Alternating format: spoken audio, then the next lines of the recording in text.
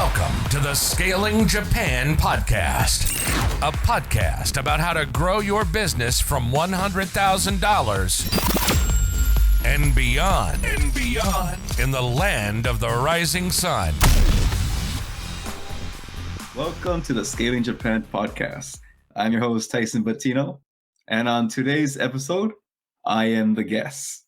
Today's episode will be very unique in that it will be our first episode for our new series on Japan Scalers. This series will feature guests who have surpassed 100 million yen in revenue annually. We have a really interesting line of guests, and I would like to hit it off by explaining my story with One Coin English. We plan to make 1 to 2 episodes a month for our Scalers series and 1 to 2 episodes a month for our normal How to Do Things in Japan. So I hope you like this new series. Our goal is to expand the podcast. And so we would love your support in sharing it with those who would benefit from our knowledge. Excellent. So let's dive in. Cool. So yeah, I think this is probably the second episode I've done out of 65 where it is a solo cast. So the first question, what company did you scale? The company I co-founded called One Coin English is the first company I have scaled. What is your target market and how do you help them? Our target audience was Japanese adults between 20 and 50 years old who are interested in learning English. We have students who are older than 50. We include students over 50 in our advertisements, but in terms of customer base, I would say between 20 and 50 was the majority. And how do we help them? We provide them low cost, but good quality English lessons. And more specifically, we make English lessons more affordable for people to take multiple lessons a month. Having one lesson a week is not going to improve someone's speaking significantly. So by lowering the costs, people would be able to attend our school, 3, 4, 5 times a week for the price it would cost them to go to another school for once a week. So I think that was a really unique selling point and how we helped our customers. Next, what is our special sauce or competitive advantage? I would say our unbeatable price, good enough locations in prime stations, and good enough lessons, good quality lessons, and a convenient system for customers. What challenges did you have communicating this and how did you do it? For us, the beginning was really tough because people assumed we were not a trustworthy company because, how could someone provide English lessons for such a cheap price? It's a lot of people were very suspicious of our offerings, and a lot of people assumed that there's some catch. So for it to be this cheap, what are you hiding? And so we thought we were going to grow extremely fast in the first year, but it didn't grow as fast as I would have liked because of that suspicion towards our advertisements where people would not even give it a try. And the concept it existed for One Coin lunch and other One Coin other stuff, but for English, it had not existed yet. Or it may have existed, but not in our physical location type style, where previously maybe someone did it in a cafe or someone did it in a restaurant, but we were the originators of doing it in a school and not as a gimmick, like our actual business model. Because of that initial distrust people had of our service, our locations had to look good or good enough. And, our marketing had to look clean and crisp. And basically, any contact we have with customers, it had to show that, we are quality, we are a reliable operation. So we just really needed to remove any doubts they had. Next is, what were the stages of scaling your company, and going into the details of that. So I'll say our first stage was really proving that we had a business model that worked. So, product or service market fit in this case, and that people actually would like to take lessons at the price we provide them and continue taking lessons at that price. And so I would say probably the first goal is to reach about 250 to 300 students to prove that the concept worked. What advantages did you have and how did you utilize them? We're very lucky in one aspect that Japan increased their sales tax from, I think, like 4% to about 10%. I think it went like 4, 8, and 10. But they increased the sales tax, and that was extremely beneficial for our company. The reason for that is when the sales tax was low, people were let's say, less tight on the pockets, less tight on their wallets.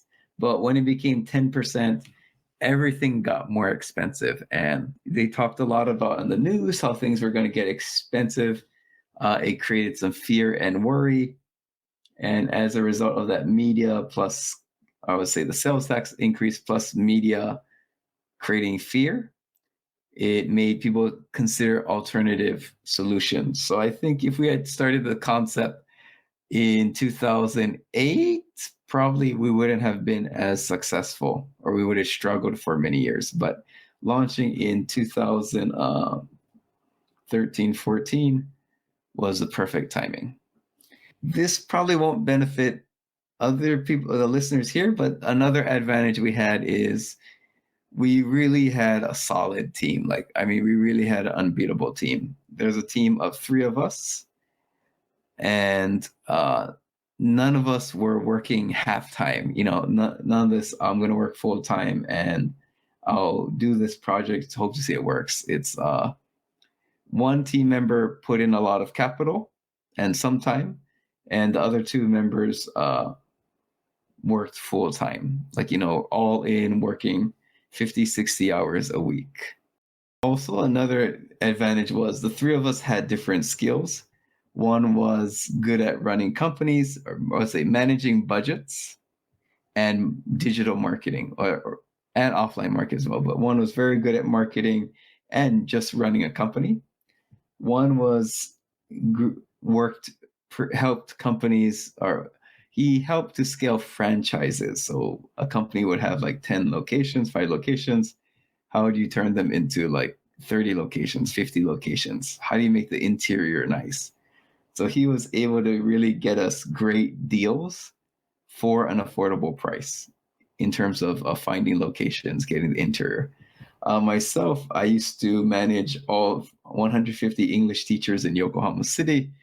So managing hundreds of staff, managing a team of, let's say, trainers, teachers, was things I had experience in. I've already done it for 2-3 years. So pretty much anything we do until 10 million revenue is something I've already done. So, and I just knew how to do it already. So yeah, so that was kind of an unbeatable team. It's everyone has had experience in scaling something, may not have been exactly the same, but those skills could apply to the English school as well. Next is, what were the challenges we faced and how did you overcome them? I think in our case, finding teachers was really hard in the beginning. Schools that target children pay more than schools that target adults. And so we didn't offer as much money where people would just naturally come to us. We really had to stand out. I really had to learn how to write good, engaging catch copy to make us stand out compared to the other schools who paid maybe 1.3x what we paid. The other one too, it's based on the price point. How do we teach them how to teach? And so that was also challenging, creating a teaching system, a new teaching system that hadn't existed before to utilize, university students, something they would be able to teach. So I think that was the unique innovation I came up with. And also like how to hire large numbers of teachers for low cost was another innovation. Yeah, and I guess the other challenge was in the beginning, until the third partner co-founder entered, I had to do reception duties. So I taught lessons to figure out to create the teaching system, and then I did the reception work to understand students. So luckily I could speak Japanese at an N1 level at that time, so that was not an issue. And creating a lot of the initial processes in Japanese was a challenge for me. Any unique insights you had for that stage? Yeah, it's I'll say that I dislike Groupon. I disliked them with a passion when they existed, and the salesperson. But I think using their service ultimately was a good idea. I won't go into the details. I don't want to get in trouble. But I'll say, but using their service actually was good long term. In that, I think like we actually ended up getting, I think like 30 to 50 customers from them. Probably 200. I think 200 didn't stay, but getting 50 customers from Groupon was a huge boost, especially in the beginning. So yes, I think we're lucky that we're able to use Groupon before they closed down in Japan. That's more of a conversation privately, not publicly. Yeah, I'll say that was the unique insight. Was I was very suspicious of Groupon, but ultimately it did work. And I'll say the other unique insight was, it's not really unique, to be honest. I just think really me doing the reception work, speaking to the customers, I spoke to customers over an hour every day. So I think I was able to understand the customers. And then that transitioned very well when I transitioned out of doing reception work and the towards the Japanese customer side to just the foreigner side, the teaching side, because I could really explain to the service side about the customers, what they wanted, what was unique about them. And when they said like, "Oh, I have another idea for doing something," it's like, I've spoken to 50 customers already. This is what they want. Uh, I like your idea, but based on this research, which is much more conclusive than yours, this is what the customer wants. So it prevented distraction on the product or service development side.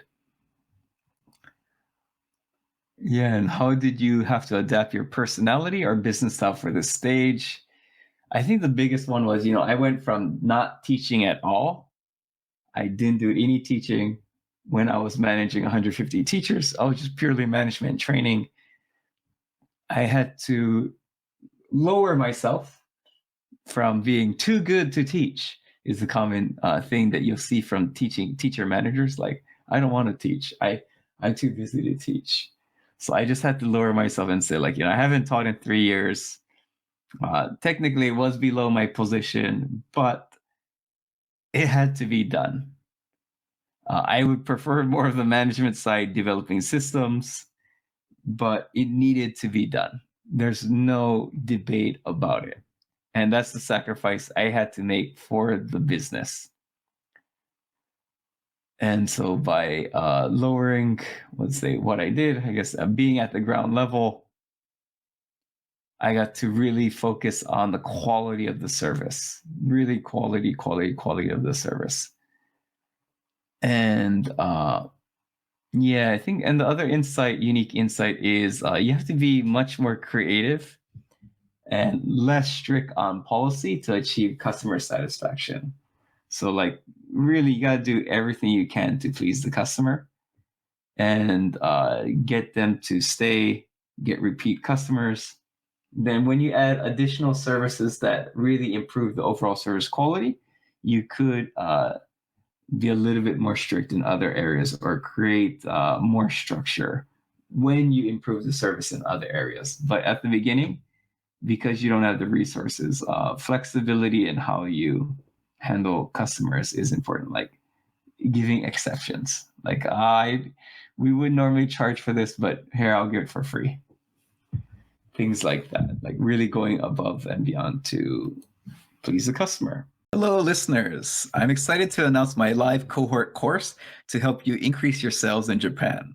Many foreigners struggle to turn first meetings into second meetings because they lack a sales pamphlet that follows the standard format in Japan. Even if you have a good first meeting, your internal contact will hand over your current sales pamphlet to the decision maker, and they'll take one look and say they don't get Japan. My live 4-session cohort course will teach you how to make a sales pamphlet in English using the standard format in Japan.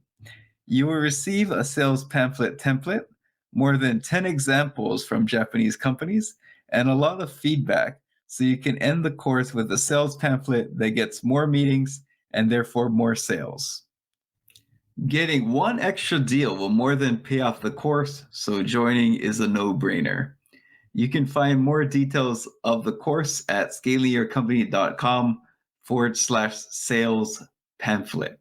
And we'll have a link in the show notes. So stage 2. So stage 1 is getting, I would say about 300 to 500 customers and to be self-sustaining, prove the concept. The second stage is, can we actually scale this business model or not? Before we go all in, go hardcore. Like we know that we have something that works, but is this something that can really scale is what we needed to think about. So I would say it's going from 2 schools to 4 schools, because if it's 1 school or 2 schools, I could be there 2-3 days a week, or I guess 3 days a week if you work 6 days a week, which is enough. But when you get 4 schools, 1 day a week, can this location run without your physical presence and your influence in getting things to happen? So, yep. So that's the stage 2. And so what advantages did you have and how did you utilize them?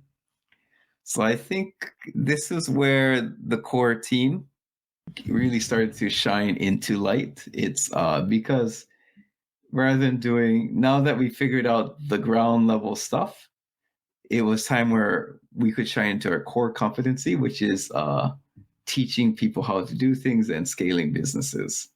But actually, I guess to reiterate, having a core competency as being able to be on the ground level and talk to customers and really develop a quality service, I guess I would say that's a really important core competency as well. But related to kind of like our previous work history, we were able to do the things that we did previously and we enjoyed doing a lot. And so, and so I'd say the other advantage is after about 2-3 schools, we're no longer a super fringe company. We're still a fringe company, but we actually started to become an actual company. And we also had money to invest back into marketing. So, upgrading the website, upgrading the creative for marketing, and just level up everything in general to really, establish more trust that we're still a little bit fringe, but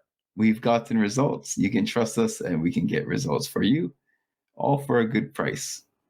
And also we started to shine because one of the co-founders had previously co-founded several companies before, and we could really utilize the strength of his network, like how do we find an affordable accountant?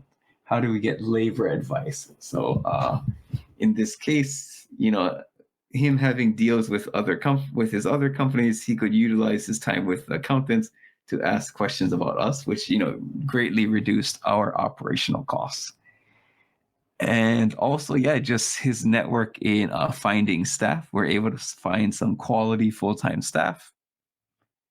And just, having one co-founder with a huge network really saved a lot of time on research and just trying to get people, find the right people. Also, I would say the other advantages now is that now that we knew, or we had a pretty idea that the concept works, there's a lot of hype and energy in the company. So like, the original staff that we hired part-time, some of them started becoming full-time and, like really, really dedicated to growing the school. Like it was really, really fun just because a lot of people were working like, 45, 50 hours a week, trying to level up themselves, level up the company, and like, having like 8 to 10 people doing that was really cool. What challenges did we face? Yeah, I think the biggest one was now that we're upgrading to 4 location, it's how do we create consistency between the teaching quality and the office staff management? And a lot of that involves training and just management, to be honest, like evaluating how people are doing, giving them the feedback and the training, and following up on them to make sure they actually did it. So there's no magic sauce there. It's just consistency.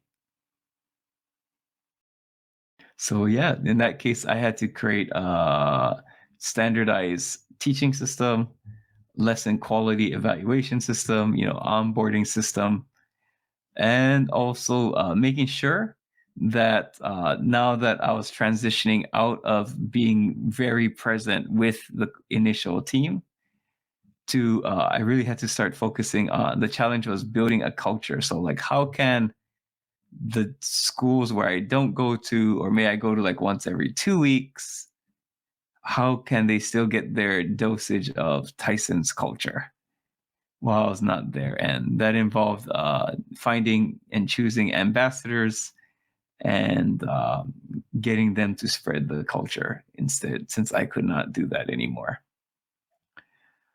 Any unique insights you had for that stage? Yeah, so I think this was my last opportunity, to be honest, to be one level above the ground staff, or I like how we call in business, the ground truth.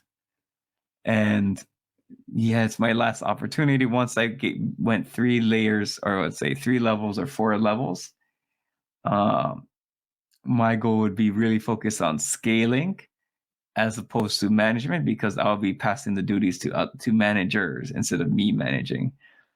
So yeah, so I really had to focus on utilizing this opportunity to build culture like described before, and get that management team solid, ready, and on the same page as me before I transition out to level 3.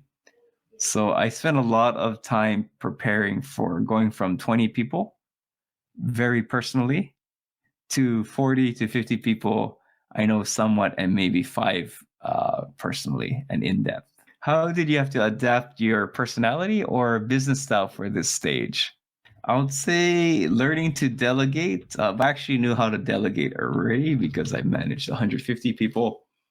Uh, yeah, training entry levels with a 2 to 3 year timeline to be operational and be okay with that. What I mean by that is, in my previous company, because I jumped into a role when I had to promote someone internally, I had 150 people to choose from. A lot of them had work experience, outside of teaching management experience. So they weren't entry level, or if they were like somewhat entry, or they weren't entry level workers. So I really had to get comfortable with, well, this person is like 23, 24 years old. They don't know anything about business. They're very passionate, very smart. And it's just getting comfortable with training them and realizing that, it's not like my previous company where someone's plug and play. Like I can give them responsibility from day one. It's really taking it, or giving them realistic expectations. So I had to adapt it. Like, you're going too slow. It's like, no, actually, they're going fine. It's my expectation that's unreasonable. The balance between manager versus friend. It's what I mean by that is, with the 20 people, I would take them out to lunch often. Like several times a week. I'll take them to lunch. We'll do walks, and really take care of them. And so because I really wanted them to understand my vision, understand the company, what we had going on, why you should commit with us. Yeah, so I mean, luckily for the manager, transitioning from friend to manager, I had experience with that previously, just because I had to manage so many people in my in the previous company, the corporate job. But yeah, that was a bit, but it was tougher in this case because, like, these are the people I built the company with. But if I don't delegate and pass on the management to the new manager, let's say I'll be kind of sidestepping them. And so that was a tough balance where I would talk to the original, the people that helped me build the company, but not enough to the point where it would impact their relationship with their new manager. Yeah, and I think also at this stage is still being comfortable doing things that were, below my position. And so I still taught a little bit of lessons. I still talked to customers like several hours a week. But yeah, talking to customers should never be below you. But I do hear people say that, so that's why I cover that. And thank you for listening to this episode of Scaling Japan. In addition to serving as your fine host, I also provide advisory and coaching services to business owners who want to 2x, 5x, and even 10x their business. So stop holding your company and your team and your employees back and let me help you and your company scale. Find more information at scalingyourcompany.com. Now back to the episode. And yeah, I think I'll dive into the last stage, which was going from 4 to 10 schools and, really becoming a professional company. So what advantages did you have? I mean, we're scaling up to 150 teachers, and I'd already managed 150 full-time teachers and 10 head teachers in my previous company. So the management side was easy, to be honest, and I was able to hire a general manager and train the general manager to take over these duties for me because I knew how to do it already, know how to create the manuals, what to expect. And so I just had to train him. I created the manuals and just had to train him and be consistent that he would be able to carry the duty. And also, like I mentioned before, like the co-founder CEO had a huge network, and as a result of that, we were able to find high quality advisors who had scaled companies to 10 million plus, and we're also able to find some fractional leaders. Like we got the CHRO, former CHRO of GE Health Japan, and she was just a freaking superstar. Like it blew my mind, like someone who could plan 3 to 5 years. I was like, wow. So like, being with her, we did an episode of her, Rina Sakuraba, that really leveled me up. We also had an project manager from IBM, and I learned some pretty good stuff from him about project management and work optimization as well. When I ran operations, he worked under me, and but I was able to learn a lot from him. I'll say another advantage for us is we had a really easy mission to follow and want to support. So, like we wanted to make language lessons affordable for your average Japanese person, or your average office lady or part-time worker. They could afford to come to our school,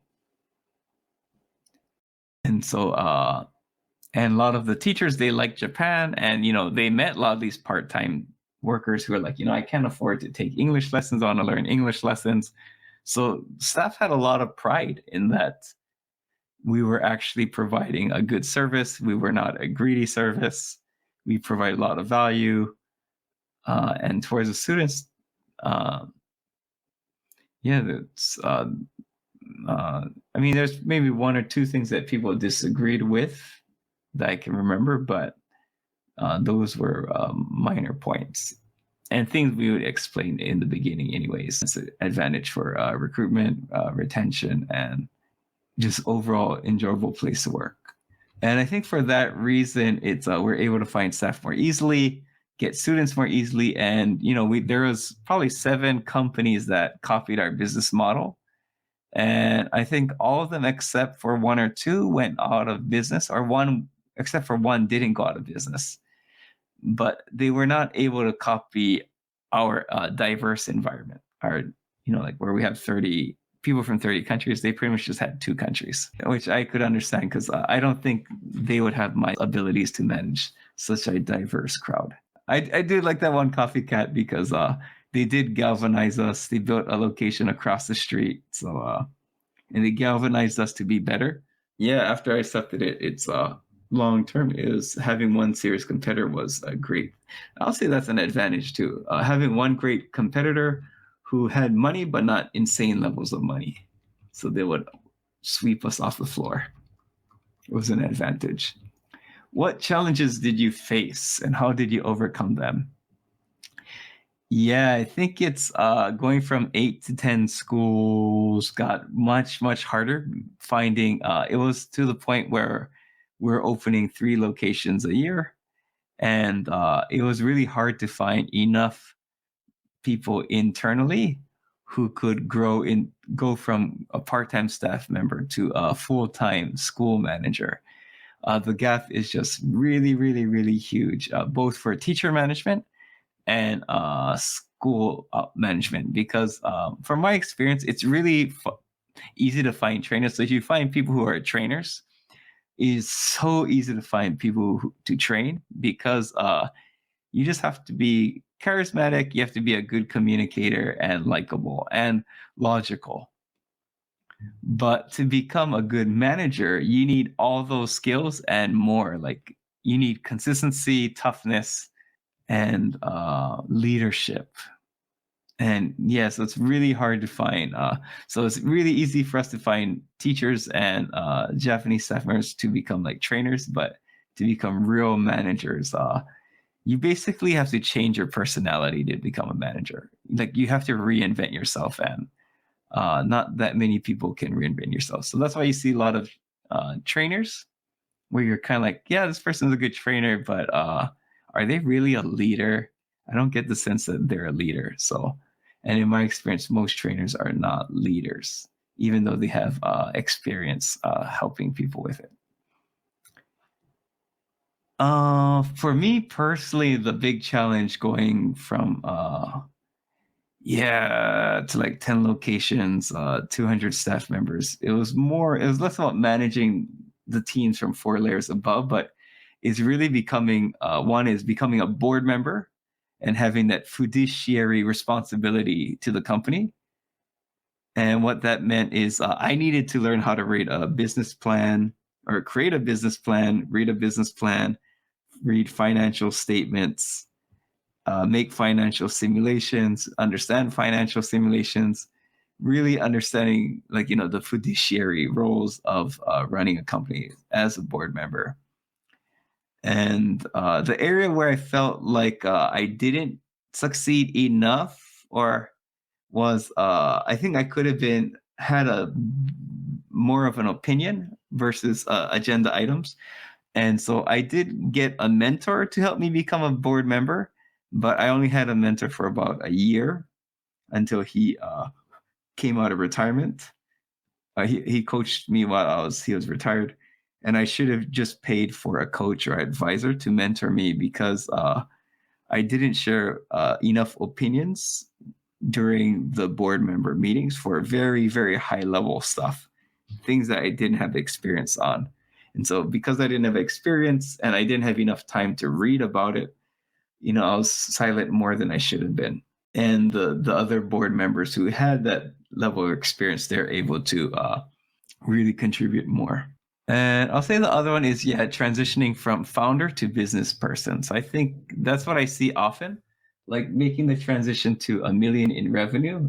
In our case, it's much more than a million in revenue, but those transitioning to a million in revenue, it's rare for me to find, like, people who are really CEOs or senior level managers. And the reason for that is unless you've been mentored, unless you have advisors or coached, the likelihood of you transition, or like, you had experience in a previous company, doing a high level role like that. The odds of you figuring it out yourself is very, very low. And you probably overestimate your abilities, which I was guilty of. Like I should have got a mentor even after, or I should have paid for a mentor after the mentor who I got lucky who was retired, transitioned back into the workforce out of boredom, transitioning to CEO. So there's a plug. Like I do help. I'll say more pre-Series A, Series A companies, or anyone doing like a million in revenue, or getting close to a million in revenue. Like really help to professionalize you as help you become a leader and CEO, not just a founder. And what I mean by founder is they just do what they want because they feel like it. And you founded the company, you have a special attachment to the company. But CEO, you really have a duty to the shareholders. In my case, I considered staff shareholders, even though they didn't have stocks. And so I had a fiduciary and responsibility for the team, meaning I had to level up myself, because if I don't level myself up, we can't grow the company, and I can't provide a career path for the people who sweat blood and tears with me. And yeah, I think the other challenge was just learning politics and collaborating with different department leaders and organization building, which luckily my mentor helped me with that. Any unique insights you had for that stage? Yeah, I would treat that mentor for a lunch whenever, probably every week, if as much as I could. I would invite him to a lot of events. I would introduce him to really interesting people, but really just keeping him with me to help guide me through this transition stage of scaling. I think also it's I've reinvented myself like 3 times already by this stage, and it's getting exhausting, but it's just accepting that I have to reinvent myself again, even though like I spent all these hours studying, getting a mentor, learning all these new things. Like I have to reinvent myself again. Like I mean, you just listen to me now, like you can hear that uh the exhaustion, but I had to do it for the organization. And the other unique insights was, yeah, it's really hard to find senior level talent in Japan. They'll call themselves senior level talent, but they're not actually senior level, where you could give them a KPI and they have 5 to 10 years experience. They know exactly what to do. And the last one is the importance of job descriptions. It's rather than creating a job for a person, like, oh, this person wants to stay in Japan, let's create them a full-time job. It's like, no, we need someone who can manage. Can they manage? No. Let's say, sorry, we need someone who can manage other people. So just knowing what you want for the position and hiring someone who can do it, not not like, oh, this person is interesting, let's add this role. So find the person for the role, don't create roles. And yeah, so it was it's a long journey to scale it to I think about, was it 50, 60 full-time staff, and I think 150 part-timers who worked around 15 hours plus. So let's say, I guess in terms of hours, maybe it's like 100 plus full-time employees. But yeah, that was really exhausting to like continually have to reinvent myself as someone who already previously managed the team at scale. My last thoughts would be, if you are generating like $500,000 plus a year, you have a team of like 4 people or more. Ideally, like if you have 8 to 10 people, definitely. But I can help you scale yourself to manage your team better, manage your organization better, and really help you transition from founder to CEO and someone with very solid business acumen who can scale the company. And I do provide that type of coaching advisory. And I already advise 35 CEOs and managers doing 1 to 2 1-hour sessions every month. Also, I have a digital marketing agency. For the English language, we can do SEO, Google Business, especially for local SEO and local Google Business, I'll say I'm probably one of the best people in Japan for Google Business. If you want to do international SEO, we might be able to help. Just reach out to us in the Japanese language. We can do Google Business, local SEO, and we can't do national SEO for the Japanese language, but we can do it in English. And yeah, we can also build websites in Japanese as well. So if you're looking for those services and want to scale your businesses, hit us up at Scaling Your Company. I hope my story was useful. And yeah, tune in for more interesting guests on how to scale a company in Japan with our Scaler series and our How To series. Take it easy.